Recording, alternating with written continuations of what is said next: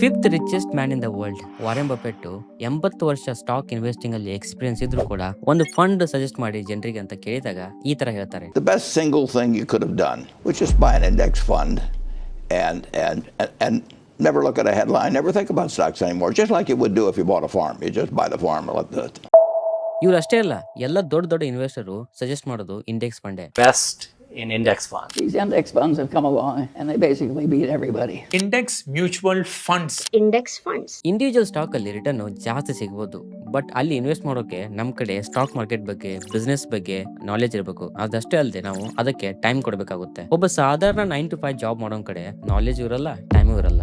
ಅವನಿಗೇನು ಜಸ್ಟ್ ಒಂದು ಫಂಡ್ ಇರಬೇಕು, ರಿಸ್ಕ್ ಕಡಿಮೆ ಇರಬೇಕು, ರಿಟರ್ನ್ ಜಾಸ್ತಿ ಬರಬೇಕು, ಪ್ರತಿ ಮಂತ್ ಸ್ಯಾಲರಿ ಬಂದಾಗ SIP ಮಾಡ್ತಾ ಹೋಗೋಕೆ. ಇಲ್ಲಿ ಎಷ್ಟೋ ಸ್ಟಾಕ್ಸ್ ಗಳು ಜೀರೋ ಆಗಿವೆ, ಮ್ಯೂಚುವಲ್ ಫಂಡ್ ಗಳು ಫೇಲ್ ಆಗಿವೆ, ಬಟ್ ಒಂದು ಇಂಡೆಕ್ಸ್ ಫಂಡ್ ಯಾವತ್ತೂ ಫೇಲ್ ಆಗಿಲ್ಲ. 1979 ಇಂದ ಸೆನ್ಸೆಕ್ಸ್ ಎವರೇಜ್ 15% ರಿಟರ್ನ್ ಕೊಡ್ತಾ ಬಂದಿದ್ರೆ ನಿಫ್ಟಿ 50 12% ರಿಟರ್ನ್ ಕೊಟ್ಟಿದೆ. ಸೊ ಈ ವಿಡಿಯೋದಲ್ಲಿ ಇಂಡೆಕ್ಸ್ ಫಂಡ್ ಅಂದ್ರೆ ಏನು, ಯಾಕೆ ಮ್ಯೂಚುವಲ್ ಫಂಡ್ ಲಾಂಗ್ ಟರ್ಮ್ ಅಲ್ಲಿ ಇಂಡೆಕ್ಸ್ ಫಂಡ್ ಅನ್ನ ಬೀಟ್ ಮಾಡೋಕ್ಕಾಗಲ್ಲ, ಇವಾಗಿರುವಂತ ಬೆಸ್ಟ್ ಇಂಡೆಕ್ಸ್ ಫಂಡ್ ಯಾವುದು, ನಾನು ಜಸ್ಟ್ ಬೆಸ್ಟ್ ಇಂಡೆಕ್ಸ್ ಫಂಡ್ ಹೇಳಲ್ಲ, ಅದರಲ್ಲಿ 2500 SIP ಮಾಡಿ ನಿಮಗೆ ಲೈವ್ ಆಗಿ ತೋರಿಸ್ತೀನಿ. ಸೊ ವಿಡಿಯೋವನ್ನ ಕೊನೆವರೆಗೂ ನೋಡಿ. ಇದೇ ತರ ಫೈನಾನ್ಸ್ ರಿಲೇಟೆಡ್ ವಿಡಿಯೋಸ್ ನೋಡ್ಬೇಕಂದ್ರೆ ನನ್ನ ಚಾನಲ್ ಅನ್ನ ಸಬ್ಸ್ಕ್ರೈಬ್ ಮಾಡ್ಕೊಳ್ಳಿ. ಜಾಸ್ತಿ ಜನ ಕನ್ಫ್ಯೂಸ್ ಆಗ್ತಾರೆ, ಇಂಡೆಕ್ಸ್ ಫಂಡ್ ಮ್ಯೂಚುವಲ್ ಫಂಡ್ ಎರಡು ಸೇಮ್ ಅಂತ. They are same but different. Same, but different. But still same. ಇದನ್ನ ಸಿಂಪಲ್ ಆಗಿ ಹೇಳ್ತೀನಿ ಕೇಳಿ. ಇಂಡೆಕ್ಸ್ ಫಂಡ್ ಕೂಡ ಒಂದು ಮ್ಯೂಚುವಲ್ ಫಂಡೇ, ಬಟ್ ಇದು ಒಂದು ಪ್ಯಾಸಿವ್ ಮ್ಯೂಚುವಲ್ ಫಂಡ್ ಅಂತ ಕರೀತಾರೆ. ಮ್ಯೂಚುವಲ್ ಫಂಡ್ ಅಲ್ಲಿ 2 ತರ ಬರುತ್ತೆ, active mutual fund, passive mutual fund. Active mutual fund ಅಲ್ಲಿ ಆಕ್ಟಿವ್ ಆಗಿ ಫಂಡ್ ಅನ್ನು ನೋಡ್ಕೊಳ್ಳೋಕೆ ಮ್ಯಾನೇಜರ್ ಇರ್ತಾರೆ, ಅಂದ್ರೆ ಸ್ಟಾಕ್ ಅನ್ನ ಯಾವಾಗ ಬೈ ಮಾಡಬೇಕು, ಯಾವಾಗ ಸೆಲ್ ಮಾಡಬೇಕು ಅಂತ ಡಿಸೈಡ್ ಮಾಡೋಕೆ. ಬಟ್ ಪ್ಯಾಸಿವ್ ಮ್ಯೂಚುವಲ್ ಫಂಡ್ ಅಲ್ಲಿ ಯಾವುದೇ ತರ ಮ್ಯಾನೇಜರ್ ಇರಲ್ಲ, ಪ್ರತಿಯೊಂದು ಆಟೋಮೆಟಿಕ್ ಆಗ್ತಾ ಇರುತ್ತೆ. ಇದು ಜಸ್ಟ್ ಒಂದು ಇಂಡೆಕ್ಸ್ ಅನ್ನ ಕಾಪಿ ಮಾಡ್ತಾ ಇರುತ್ತೆ. ಫಾರ್ ಎಕ್ಸಾಂಪಲ್, ನಿಫ್ಟಿ 50 ಇಂಡೆಕ್ಸ್ ಅನ್ನ ಫಾಲೋ ಮಾಡೋ ಫಂಡ್ ನಾವು ನಿಫ್ಟಿ 50 ಇಂಡೆಕ್ಸ್ ಫಂಡ್ ಅಂತ ಕರಿತೀವಿ. ಒಂದು ಇಂಡೆಕ್ಸ್ ಅನ್ನ ಫಾಲೋ ಮಾಡೋ ಫಂಡ್ ಇಂಡೆಕ್ಸ್ ಫಂಡ್. ಸಿಂಪಲ್. ನೀವು ಕೇಳಬಹುದು, ಮ್ಯಾನೇಜರ್ ಇಲ್ಲ ಅಂದ್ರೆ ಸ್ಟಾಕ್ ಅನ್ನ ಬೈ ಮಾಡೋದು, ಸ್ಟಾಕ್ ಅನ್ನ ಸೆಲ್ ಮಾಡೋದು ಯಾರು ಮಾಡ್ತಾರೆ ಅಂತ. ಇದೆಲ್ಲ ಆಟೋಮೆಟಿಕ್ ಆಗುತ್ತೆ. ಈ ಇಂಡೆಕ್ಸ್ ಫಂಡ್ ಹೇಗೆ ವರ್ಕ್ ಆಗುತ್ತೆ ಅಂತ ನಾನು ಸಿಂಪಲ್ ಆಗಿ ಎಕ್ಸ್ಪ್ಲೇನ್ ಮಾಡ್ತೀನಿ, ಗಮನ ಇಟ್ಟು ಕೇಳಿ. ಎಕ್ಸಾಂಪಲ್ ಅಂತ ನಾವು ನಿಫ್ಟಿ 50 ಇಂಡೆಕ್ಸ್ ಅನ್ನ ಕನ್ಸಿಡರ್ ಮಾಡೋಣ. ಇದರಲ್ಲಿ ಇಂಡಿಯಾದ ಟಾಪ್ 50 ಕಂಪನೀಸ್ ಗಳಿರುತ್ತೆ, ಅದರ ಮಾರ್ಕೆಟ್ ಕ್ಯಾಪ್ ಬೇಸ್ ಮೇಲೆ. ಲಾಸ್ಟ್ ಪೊಸಿಷನ್ ಅಂದ್ರೆ 50ನೇ ಪೊಸಿಷನ್ ಅಲ್ಲಿ ಇರುವಂತ ಕಂಪನಿ ಮಾರ್ಕೆಟ್ ಕ್ಯಾಪ್ 1 ಕೋಟಿ ಇದೆ ಅಂತ ಅನ್ಕೊಳ್ಳಿ. 51ನೇ ಪೊಸಿಷನ್ ಅಲ್ಲಿ ಇರುವಂತ ಕಂಪನಿ ಮಾರ್ಕೆಟ್ ಕ್ಯಾಪ್ 80 ಲಕ್ಷ ಇದೆ ಅಂತ ಅನ್ಕೊಳ್ಳಿ. ಈ 51ನೇ ಪೊಸಿಷನ್ ಅಲ್ಲಿ ಇರುವಂತ ಕಂಪನಿ ಸ್ವಲ್ಪ ಬೆಳೆದ್ಬಿಟ್ಟು ಅದರ ಮಾರ್ಕೆಟ್ ಕ್ಯಾಪ್ 80 ಲಕ್ಷದಿಂದ 1.5 ಕೋಟಿ ಆಗುತ್ತೆ. ಅವಾಗ ಈ 51ನೇ ಪ್ಲೇಸ್ ಅಲ್ಲಿ ಇರುವಂತ ಕಂಪನಿ ನಿಫ್ಟಿ 50 ಒಳಗಡೆ ಬರುತ್ತೆ, ಅಂದ್ರೆ 50ನೇ ಜಾಗಕ್ಕೆ ಬರುತ್ತೆ. ನಿಫ್ಟಿ 50 ಒಳಗಡೆ ಇರುವಂತ ಕಂಪನಿ ಅಂದ್ರೆ 50ನೇ ಜಾಗದಲ್ಲಿ ಇರುತ್ತಲ್ಲ, ಅದರ ಮಾರ್ಕೆಟ್ ಕ್ಯಾಪ್ ಅಷ್ಟೇ ಇರೋದ್ರಿಂದ ಅದು ಹೊರಗಡೆ ಬರುತ್ತೆ. ಇದನ್ನ ನಾವು ರೀಬ್ಯಾಲೆನ್ಸಿಂಗ್ ಅಂತೀವಿ. ಇದು ಪ್ರತಿ 6 ತಿಂಗಳಿಗೊಮ್ಮೆ ನಡೆಯುತ್ತೆ, ಅಂದ್ರೆ ಮಾರ್ಚ್ ಅಲ್ಲಿ, ಸೆಪ್ಟೆಂಬರ್ ಅಲ್ಲಿ ಈ ತರ ರೀಬ್ಯಾಲೆನ್ಸ್ ಮಾಡ್ತಾರೆ. ನೀವು ನೋಡಿರ್ಬೋದು, ರೀಸೆಂಟ್ ರೀಬ್ಯಾಲೆನ್ಸ್ ಅಲ್ಲಿ ಈ ಭಾರತ್ ಪೆಟ್ರೋಲಿಯಂ ಮತ್ತೆ ಬ್ರಿಟಾನಿಯಾ ಕಂಪನಿಗಳು ನಿಫ್ಟಿ 50 ಇಂದ ಹೊರಗಡೆ ಹೋದವು. ಅದರ ಪ್ಲೇಸ್ ಅಲ್ಲಿ ಈ ಜಿಯೋ ಫೈನಾನ್ಸಿಯಲ್ ಮತ್ತೆ ಜೊಮ್ಯಾಟೊ ಕಂಪನಿಗಳು ನಿಫ್ಟಿ 50 ಒಳಗಡೆ ಬಂದವು. ಇದು ನಿಫ್ಟಿ 50 ಇಂಡೆಕ್ಸ್ ಅಲ್ಲಿ ಚೇಂಜ್ ಆದ್ರೆ ಯಾವ ಫಂಡ್ ಈ ಇಂಡೆಕ್ಸ್ ಅನ್ನ ಫಾಲೋ ಮಾಡ್ತಾ ಇರುತ್ತೆ, ಈ ಚೇಂಜಸ್ ಅನ್ನ ಕಾಪಿ ಮಾಡುತ್ತೆ. ಅಂದ್ರೆ ಯಾವ ಕಂಪನಿಗಳು ಹೊರಗಡೆ ಹೋಗ್ತವೆ ಅದನ್ನ ಸೆಲ್ ಮಾಡ್ತಾರೆ, ಯಾವ ಕಂಪನಿಗಳು ಒಳಗಡೆ ಬರ್ತವೆ ಅದನ್ನ ಬೈ ಮಾಡ್ತಾರೆ. ಸೊ ಇದೆಲ್ಲ ಪ್ರೊಸೆಸ್ ಆಟೋಮೆಟಿಕ್ ಆಗಿ ಆಗುತ್ತೆ, ಯಾವುದೇ ಮ್ಯಾನೇಜರ್ ಇರೋ ಅವಶ್ಯಕತೆ ಇಲ್ಲ. ಸೊ ಇದರಿಂದ ಏನಾಗುತ್ತೆ, ಈ ಇಂಡೆಕ್ಸ್ ಫಂಡ್ ಎಕ್ಸ್ಪೆನ್ಸ್ ರೇಷಿಯೋ ಅಂದ್ರೆ ಫೀಸ್ ಸಿಕ್ಕಾಪಟ್ಟೆ ಕಡಿಮೆ ತಗೋತಾರೆ. ಈ ಎಕ್ಸ್ಪೆನ್ಸ್ ರೇಷಿಯೋ ಬಗ್ಗೆ ನಾನು ಈ ಮುಂದೆ ವಿಡಿಯೋದಲ್ಲಿ ಹೇಳ್ತೀನಿ. ಒಂದು ಇಂಡೆಕ್ಸ್ ಅಲ್ಲಿ ಯಾವ ಸ್ಟಾಕ್ ಗೆ ಎಷ್ಟು ಅಲೋಕೇಶನ್ ಇಟ್ಟಿರ್ತಾರೆ, ಸೇಮ್ ಅಲೋಕೇಶನ್ ಅನ್ನ ಈ ಇಂಡೆಕ್ಸ್ ಫಂಡ್ ಅವರು ಮೇಂಟೈನ್ ಮಾಡ್ತಿರ್ತಾರೆ. For example, Nifty 50 index fund ಅಲ್ಲಿ HDFC ಬ್ಯಾಂಕ್ ಅಲೋಕೇಶನ್ 13% ಇದ್ರೆ, ಸೇಮ್ ಆ ಫಂಡ್ ಅನ್ನ ಫಾಲೋ ಮಾಡ್ತಾ ಇರುವಂತ ಇಂಡೆಕ್ಸ್ ಫಂಡ್ HDFC ಬ್ಯಾಂಕ್ ಅಲ್ಲಿ ತಮ್ಮ 13% ಅಲೋಕೇಶನ್ ಅನ್ನ ಇನ್ವೆಸ್ಟ್ ಮಾಡ್ತಾರೆ. ಇನ್ನು ಉಳಿದ ಸ್ಟಾಕ್ ಅಲ್ಲಿ ಕೂಡ ಸೇಮ್ ಅಲೋಕೇಶನ್ ಅನ್ನ ಮೇಂಟೈನ್ ಮಾಡ್ತಾರೆ. ಇಷ್ಟೆಲ್ಲ ನಾನು ಹೇಳೋ ಅವಶ್ಯಕತೆ ಇಲ್ಲ, ಬಟ್ ಒಂದು ಇಂಡೆಕ್ಸ್ ಫಂಡ್ ಅಲ್ಲಿ ಇನ್ವೆಸ್ಟ್ ಮಾಡ್ತಾ ಇದೀವಿ ಅಂತಂದ್ರೆ ಅದ್ರ ಬಗ್ಗೆ ನಾವು ತಿಳ್ಕೊಬೇಕಾಗುತ್ತೆ. ತಿಳ್ಕೊಳ್ಳಾರ್ದೆ ಯಾವ ಅಸೆಟ್ ಅಲ್ಲಿ ಕೂಡ ಇನ್ವೆಸ್ಟ್ ಮಾಡಬೇಡಿ. ಮೊದಲು ಇಂಡಿಯಾದಲ್ಲಿ 2 ಇಂಡೆಕ್ಸ್ ಇದ್ವು, ಸೆನ್ಸೆಕ್ಸ್ ಮತ್ತೆ ನಿಫ್ಟಿ 50. ಸೆನ್ಸೆಕ್ಸ್ ಮೊದಲು ಸ್ಟಾರ್ಟ್ ಆಗಿತ್ತು 1986 ಅಲ್ಲಿ ಸೆನ್ಸೆಕ್ಸ್ ಸ್ಟಾರ್ಟ್ ಆದ್ರೆ 1996 ಅಲ್ಲಿ ನಿಫ್ಟಿ 50 ಸ್ಟಾರ್ಟ್ ಆಯ್ತು.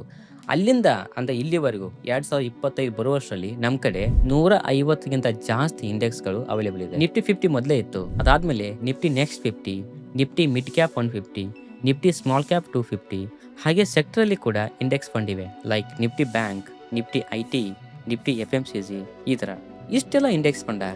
ಹಾಗಾದ್ರೆ ಇದರಲ್ಲಿ ಯಾವ್ದು ಬೆಸ್ಟ್ ಹೇಳ್ತೀನಿ. ಅದಕ್ಕಿಂತ ಮುಂಚೆ ಈ ಇಂಡೆಕ್ಸ್ ಫಂಡ್ ಬೆಸ್ಟಾ ಮ್ಯೂಚುವಲ್ ಫಂಡ್ ಬೆಸ್ಟಾ ಅಂತ ಒಂದ್ಸರಿ ನೋಡೋಣ. ಈ ಆಕ್ಟಿವ್ಲಿ ಮ್ಯಾನೇಜ್ಡ್ ಮ್ಯೂಚುವಲ್ ಫಂಡ್ ಹುಡ್ಕೊಂಡಿರೋದೇ ಈ ಇಂಡೆಕ್ಸ್ ಫಂಡ್ ರಿಟರ್ನ್ ನ ಬೀಟ್ ಮಾಡೋಕೆ.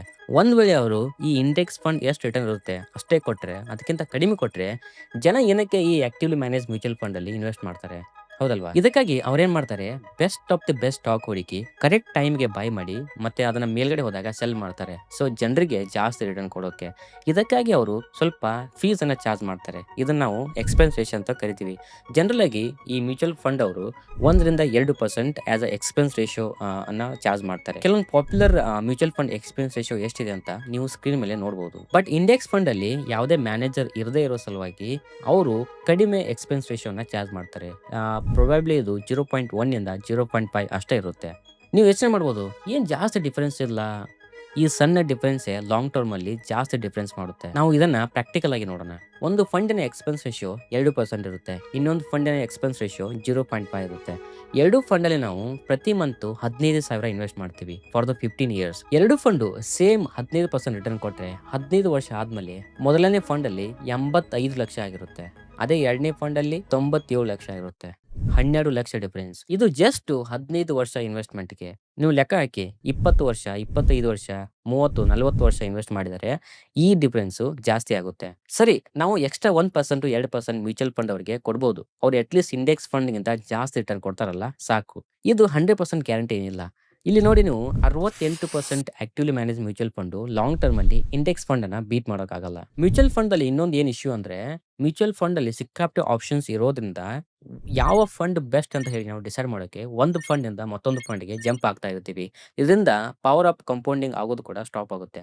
ಬಟ್ ಇಂಡೆಕ್ಸ್ ಫಂಡು ಕೇವಲ ಲಿಮಿಟೆಡ್ ಆಪ್ಷನ್ ಇರೋದ್ರಿಂದ ನಾವು ಒಂದೇ ಇಂಡೆಕ್ಸ್ ಫಂಡ್ ಅಲ್ಲಿ ಇರ್ತೀವಿ. ಫಾರ್ ಎಕ್ಸಾಂಪಲ್ ನಿಫ್ಟಿ 50 ಇಂಡೆಕ್ಸ್ ಅಲ್ಲಿ ಇನ್ವೆಸ್ಟ್ ಮಾಡಿದ್ರೆ ನಮಗೆ ಅದೊಂದೇ ಫಂಡ್ ಇರೋದು. ಸೊ ಈ ಇಂಡೆಕ್ಸ್ ಫಂಡ್ ಬೆಸ್ಟಾ, ಮ್ಯೂಚುವಲ್ ಫಂಡ್ ಬೆಸ್ಟಾ ಅಂತ ಹೇಳಿ ನಾವು ಈ ವಿಡಿಯೋದಲ್ಲಿ ಡಿಸೈಡ್ ಮಾಡೋಕ್ಕಾಗಲ್ಲ. ಏನಕ್ಕಂದ್ರೆ ಎಷ್ಟೋ ಮ್ಯೂಚುವಲ್ ಫಂಡ್‌ಗಳು ಈ ಇಂಡೆಕ್ಸ್ ಫಂಡ್ ಅನ್ನ ಬೀಟ್ ಮಾಡಿವೆ ಲಾಂಗ್ ಟರ್ಮ್ ಅಲ್ಲಿ ಮತ್ತೆ ಶಾರ್ಟ್ ಟರ್ಮ್ ಅಲ್ಲಿ. ಎಷ್ಟೋ ಮ್ಯೂಚುವಲ್ ಫಂಡ್‌ಗಳು ಈ ಇಂಡೆಕ್ಸ್ ಫಂಡ್‌ಗಿಂತ ಕಡಿಮೆ ರಿಟರ್ನ್ ಕೂಡ ಕೊಟ್ಟಿವೆ.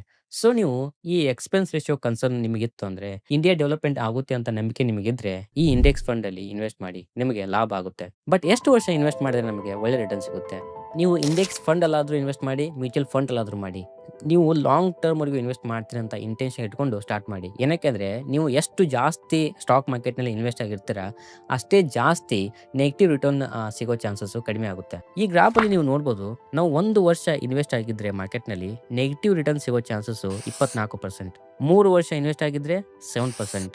ಅದೇ 5 ವರ್ಷ ಇನ್ವೆಸ್ಟ್ ಆಗಿದ್ರೆ ನೀವು ನೆಗೆಟಿವ್ ರಿಟರ್ನ್ ಸಿಗೋ ಚಾನ್ಸು 0.1%. ನೀವು 7 ವರ್ಷ ಇನ್ವೆಸ್ಟ್ ಆಗಿದ್ರೆ ನಿಮಗೆ ರಿಟರ್ನ್ ಸಿಗೋ ಚಾನ್ಸು 0%. ಅಂದ್ರೆ ನಿಮಗೆ ಮಿನಿಮಮ್ ರಿಟರ್ನ್ ಸಿಕ್ಕೇ ಸಿಗುತ್ತೆ. ಕೆಲವೊಬ್ರು ಇವತ್ತು ಇನ್ವೆಸ್ಟ್ ಮಾಡ್ತಾರೆ, ನಾಳೆಯಿಂದ ಅವ್ರಿಗೆ ಚೆನ್ನಾಗಿ ರಿಟರ್ನ್ ಬರಬೇಕು ಅಂತ ಎಕ್ಸ್ಪೆಕ್ಟ್ ಮಾಡ್ತಾರೆ. ಅಂದ್ರೆ ಡೈಲಿ ಪೋರ್ಟ್‌ಫೋಲಿಯೋನ ರಿಫ್ರೆಶ್ ಮಾಡಿ ನೋಡ್ತಾ ಇರ್ತಾರೆ ಎಷ್ಟು ರಿಟರ್ನ್ ಬಂದಿದೆ ಅಂತ. ನಾವು ಇವಾಗ ಇನ್ವೆಸ್ಟ್ ಮಾಡಿದ್ರೆ ಇಮಿಡಿಯೇಟ್ ಆಗಿ ನಮಗೆ ರಿಟರ್ನ್ ಸಿಗಲ್ಲ. ಈ ಗ್ರಾಫ್ ನೋಡಿ ನಿಮಗೆ ಗೊತ್ತಾಗುತ್ತೆ. ನಾವು ಇನಿಷಿಯಲಿ ಇನ್ವೆಸ್ಟ್‌ಮೆಂಟ್ ಸ್ಟಾರ್ಟ್ ಮಾಡಿದಾಗ ಸಿಕ್ಕಾಪಟ್ಟೆ ಅಪ್ ಆಂಡ್ ಡೌನ್ ಇರುತ್ತೆ. ಈ ವೊಲಟಾಲಿಟಿ ನೋಡ್ಲಾರ್ದೆ ಎಷ್ಟೋ ಜನ ತಮ್ಮ SIPನ ಸ್ಟಾಪ್ ಮಾಡ್ತಾರೆ. ನೀವು ಮಿನಿಮಮ್ 7 ರಿಂದ 8 ವರ್ಷ ಸ್ಟಾಕ್ ಮಾರ್ಕೆಟ್‌ನಲ್ಲಿ ಇನ್ವೆಸ್ಟ್ ಆಗಿದ್ರೆ ನಿಮ್ಮ ಪೋರ್ಟ್‌ಫೋಲಿಯೋ ಒಂದು ಸ್ಟೆಬಿಲಿಟಿಯನ್ನ ತಗೊಳುತ್ತೆ. ಮತ್ತೆ ಪವರ್ ಆಫ್ ಕಂಪೌಂಡಿಂಗ್ ಕೂಡ ಆವಾಗಲೇ ವರ್ಕ್ ಆಗೋಕೆ ಸ್ಟಾರ್ಟ್ ಆಗುತ್ತೆ. ನಿಮ್ಗೊಂದು ಶಾಕಿಂಗ್ ವಿಚಾರ ಗೊತ್ತಾ? 100 ಜನರಲ್ಲಿ ಜಸ್ಟ್ 30 ಜನ ಅಷ್ಟೇ 5 ವರ್ಷಕ್ಕಿಂತ ಜಾಸ್ತಿ ತಮ್ಮ SIPಯನ್ನ ಕಂಟಿನ್ಯೂ ಮಾಡ್ತಾರೆ. ಇನ್ನು ಉಳಿದ ಎಲ್ಲರೂ ಜನ ಕೂಡ ಜಸ್ಟ್ 2 ರಿಂದ 3 ವರ್ಷದಲ್ಲೇ ತಮ್ಮ SIPನ ಸ್ಟಾಪ್ ಮಾಡ್ತಾರೆ. ಈ ಸ್ಟಾಕ್ ಮಾರ್ಕೆಟ್ ವೊಲಟಾಲಿಟಿ ನೋಡ್ಲಾರ್ದೆ. ಬಟ್ ನೀವು ಆ ಥರ ಮಾಡಬೇಡಿ. ಒಂದು ಗೋಲ್ ಅನ್ನ ಸೆಟ್ ಮಾಡಿ. ಅಂದ್ರೆ 5 ವರ್ಷ ಇನ್ವೆಸ್ಟ್ ಮಾಡ್ತೀನಿ, 10 ವರ್ಷ ಇನ್ವೆಸ್ಟ್ ಮಾಡ್ತೀನಿ, ಈ ತರ ಲಾಂಗ್ ಟರ್ಮ್ ಗೋಲ್ ಅನ್ನು ಸೆಟ್ ಮಾಡ್ಕೊಂಡ್ಬಿಟ್ಟು ಪ್ರತಿ ಮಂತ್ ಒಂದು ಒಳ್ಳೆ ಇಂಡೆಕ್ಸ್ ಫಂಡ್ ಅಲ್ಲಿ SIP ಮಾಡ್ತಾ ಹೋಗಿ. ಮಿಡಲ್ ಅಲ್ಲಿ ಅದು ಏನೇ ಬಂದ್ರು ಕೂಡ, ಯಾವುದೇ ರಿಸೆಷನ್ ಬಂದ್ರು ಕೂಡ SIP ಸ್ಟಾಪ್ ಮಾಡಬೇಡಿ. ಫಾರ್ ಎಕ್ಸಾಂಪಲ್ ನೀವು ಜಸ್ಟ್ ನಿಮ್ಮ 22ನೇ ವಯಸ್ಸಲ್ಲಿ 2,500 ಪ್ರತಿ ಮಂತ್ SIP ಮಾಡ್ತಾ ಹೋದ್ರೆ ನೀವು ರಿಟೈರ್ಡ್ ಆಗೋ ಟೈಮಲ್ಲಿ ನಿಮ್ಮ ಕಡೆ 2.5 ಕೋಟಿ ಇರುತ್ತೆ. ನಾನು ನಿಮ್ಗೆ ಹೇಳಿದೆ, ನಮ್ಮ ಕಡೆ ಮೋರ್ ದೆನ್ 150+ ಇಂಡೆಕ್ಸ್ ಫಂಡ್ಗಳಿವೆ ಅಂತ. ಇದರಲ್ಲಿ ಚೂಸ್ ಮಾಡೋದು ಸ್ವಲ್ಪ ಡಿಫಿಕಲ್ಟ್ ಆಗುತ್ತೆ. ನಾನು ನಿಮಗೆ ಹೆಲ್ಪ್ ಮಾಡ್ತೀನಿ, ಓಕೆನಾ?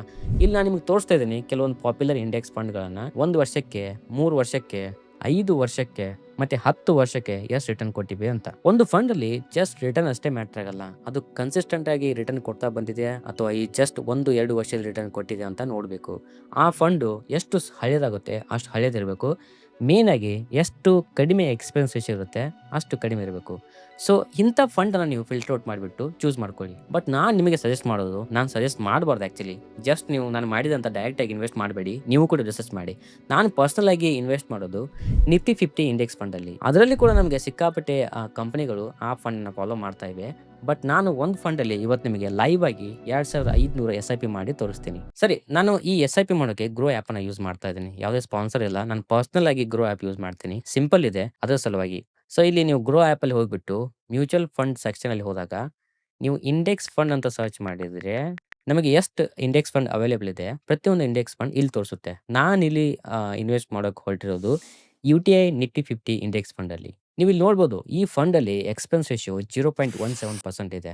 ಸಿಕ್ಕಾಪಟ್ಟೆ ಕಡಿಮೆ. ಸೊ ನಾನಿಲ್ಲಿ ಒನ್ ಟೈಮ್ ಮಾಡಲ್ಲ, SIP ಮಾಡ್ತೀನಿ. ಅದೇ ಒಂದು ಬೆಟರ್ ಇನ್ವೆಸ್ಟ್‌ಮೆಂಟ್ ಆಪ್ಷನ್ನು. ನಾನಿಲ್ಲಿ 2,500 ಮಾಡ್ತೀನಿ.